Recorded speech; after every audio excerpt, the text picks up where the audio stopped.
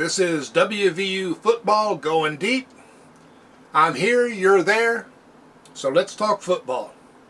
In particular, let's talk about the linebackers. In the meantime, please like, comment, subscribe, tell your friends. Now the linebackers. Man, do they have potential.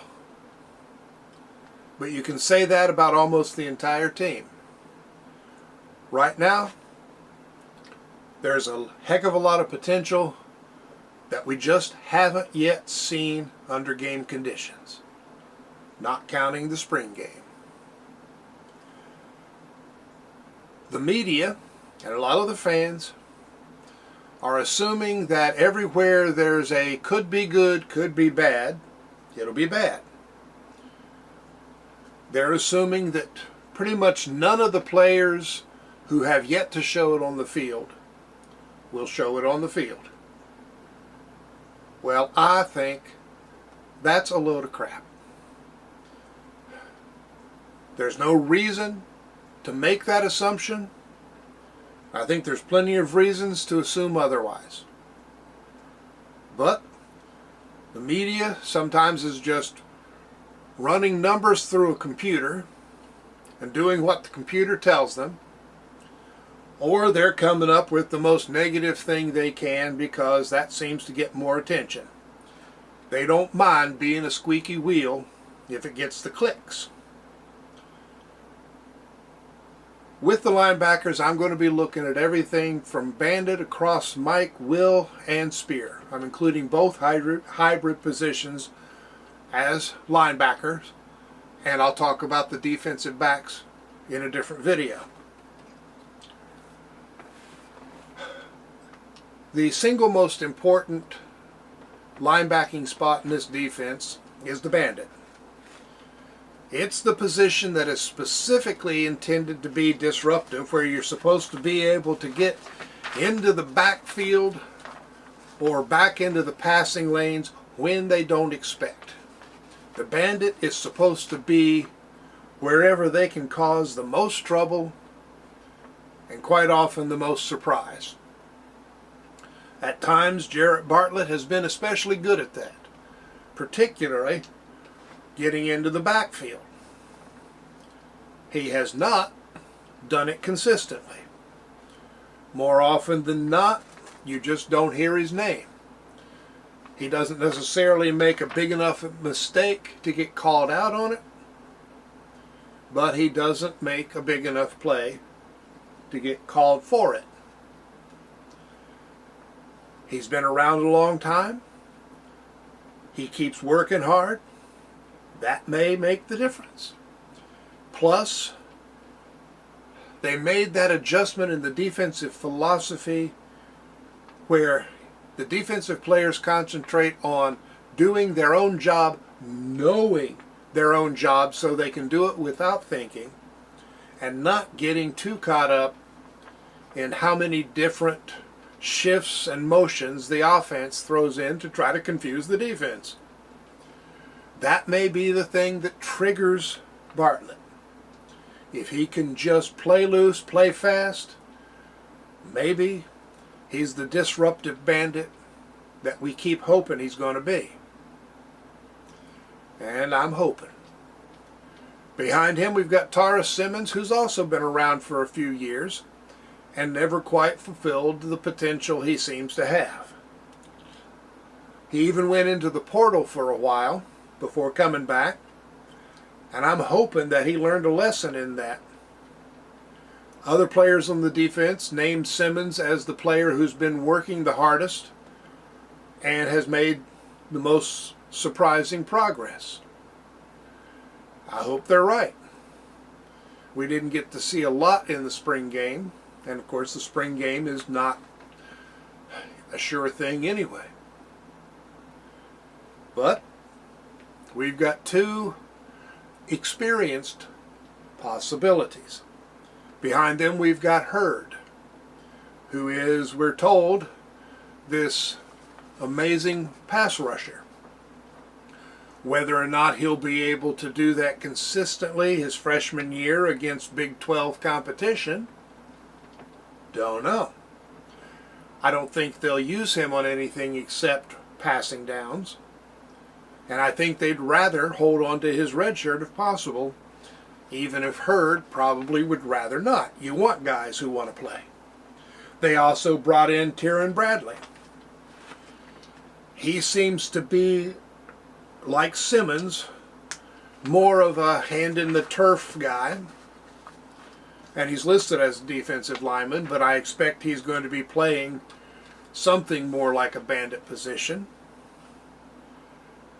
How quickly he'll make the move up to Power 5? That's a matter of potential again. And he's probably the least predictable of all of them. But there's at least lots of choices, lots of depth. With a little luck, something will click. Now we move over to the Mike linebacker, and that's good.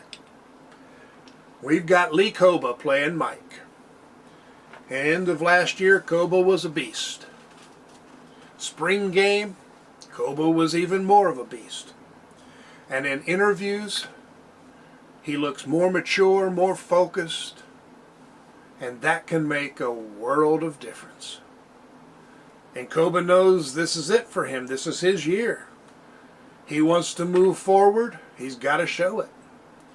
And he seems to understand that means work as much as it means talent. In the past, his problem has been with pass defense. We didn't see enough in the spring game to know if he has corrected that. We know that he can get into the backfield just about as fast as the quarterback. Will he be able to get into his passing lanes just as quickly and get those tips or interceptions? Potential. I'm looking forward to seeing him. We'll see. Behind him is Austin Cave. And all indications are that Cave is good. We don't know how good. Best guess is, well, at least right now, he's not as good as Koba, which is, of course, partly why he's not starting. Is he close? How much of a drop-off is there? Big question. It gets bigger if Koba should get injured. And a Koba injury would be the worst single injury that could happen to the defense. But I think we could hold on. It's not like last year. Last year it was a one-man show. Woods going down, screwed everything from the front to back, side to side. We're not in that same position this year. That's good. Behind those two probably would be Caden Beiser. He's done really well for a walk-on. We're probably better off if he doesn't have to start, because that would mean a couple of significant injuries. And I don't think we're ready to have a good walk-on starting at Mike linebacker. I'd like to see him out there, but not as a starter. And I do expect, he's got a good chance of earning a scholarship this year, if they have him available. Moving across to Will, the talent level there, top to bottom, is exceptional. Experience is the question. Favaris has experience, but it's only on special teams. But playing linebacker in the spring game, he was fast to the ball. The entire defense was fast to the ball. They found it and they got there. Will he be able to convert that under game conditions, especially Penn State? Oh gosh, that's potential. But I like the potential he's got. He may not even be the starter, though, because behind him right now is Trey Lathan, and Lathan was a 4-star recruit last year. He's in his second year, hasn't made a lot of noise, but he's good. And part of the reason we didn't hear a lot about him is because everybody was talking about this year's linebacker recruits, including Trotter, who went down with the season-ending injury.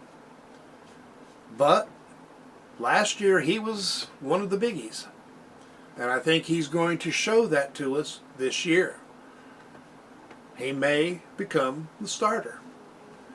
Now, I'd kind of like to see Favre start at Penn State just because his special team experience means he's dealt with some big games. Behind them, we've got Ben Cutter, one of this year's stars, coming in. It's another case where I'd really not like to see him lose his red shirt. He needs to get out there. He needs the experience. But I don't think he's going to be able to learn enough or put on the strength and weight necessary to play Power 5 ball for full-time play this year. Maybe we can hold on to his red shirt as well. Now, Spear, I don't know if Spear is fun to talk about or a little bit worrisome because it is the most crowded spot on defense. We've got Lance Dixon as the current starter. He played well there last year when he wasn't injured. He could move back to will linebacker if it became necessary. But he's a strong, experienced player who has shown he can do it under game conditions when not injured. Behind him we've got McLaren and Collins. They're both good. McLaren is a bit older than Collins. They both have again shown that they can get to the ball in a hurry. Collins was, he was fun to watch last year. He got injured. Seemed almost everybody on defense was injured at one time or another. And they did maintain his red shirt. So we hopefully will have him for a good while. In addition to those three, Keyshawn Cobb was originally brought in with the expectation that he would play Spear. They decided to experiment and see how he did at safety in the spring, and it turned out he was good at safety as well. But just because an experiment in spring is successful doesn't mean they're going to use it. They may just keep that in their back pocket in case it's needed. We could see Cobb at the Spear. But then what do you do? Where do you play Dixon for one? Collins has to get in there. McLaren can maybe move back, play safety. I think that's where they have him listed on the roster right now, although some of the pundits put him at Spear. I'd say, there's probably more potential at Spear than any other position on the defense, but it's all good potential. There's not a clinker in the lot. And the media needs to wake up and notice that. So do the fans, dang it. Pay attention. There's some good stuff happening. And this linebacking core may well be the strength of the entire defense, and it may very well be an excellent defense. I think the difference between them being an average defense and an excellent defense is just simply going to be injuries. They've got the players if enough of them stay healthy. It is not going to be last year's defense. Put that out of your mind. Last year was a fluke. due to a variety of circumstances, some that the coaches might have been able to prevent, some they couldn't. But the problems from last year have been addressed and erased. This year is a different story. I'm looking forward to it. Well, I appreciate you watching. I will be doing a video about the defensive backs. Got a few other subjects planned, including the Pitt game, that 4th down call, and why hindsight isn't 2020. In the meantime, please like, subscribe, comment, tell your friends. There is a place to talk about West Virginia football without a lot of the sensationalism, negativity, and hype. I hope you'll keep watching. I hope they'll come and watch. In the meantime, thanks for dropping by, and I'll see you later.